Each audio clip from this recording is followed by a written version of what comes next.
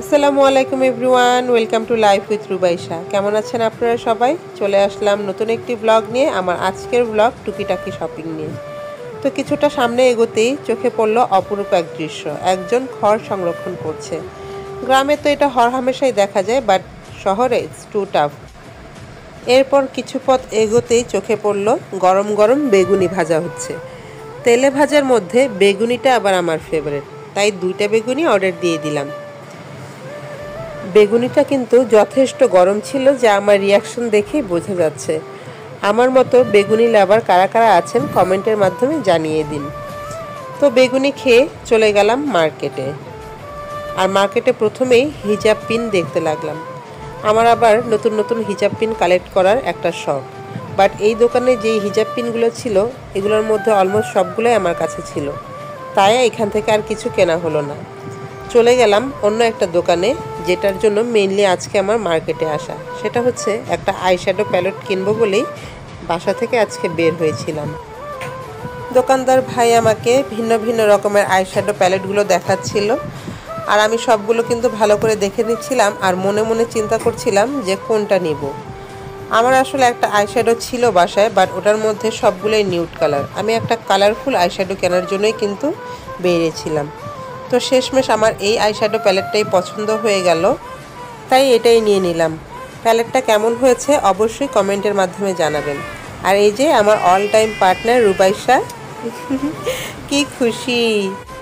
তো আমি আরও অন্য কিছু কেনাকাটা করছিলাম, আর এইদিকে আমার মেয়ে রুবাইশা মার্কেটে আসা অন্যান্য বেবিদের সাথে প্লে করছিল।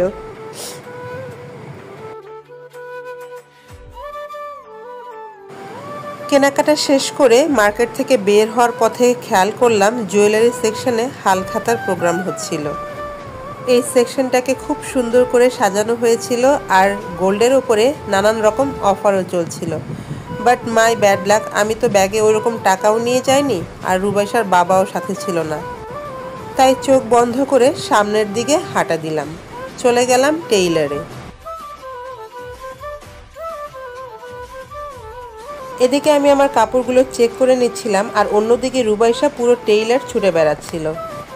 তাই টেইলার আঙ্কেল তাকে একটু ধমক দিয়ে দিল, আর আমার মেয়ে রুবাইশা মন খারাপ করে এক কর্নারে এসে দাঁড়িয়ে রইল।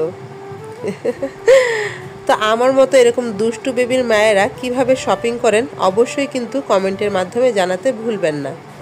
আর এই যে দেখেন, সে মন খারাপ করে কিভাবে চেয়ারের পেছনে গিয়ে লুকিয়েছিল। সে তো কোনোভাবেই বের হবে না। আসো।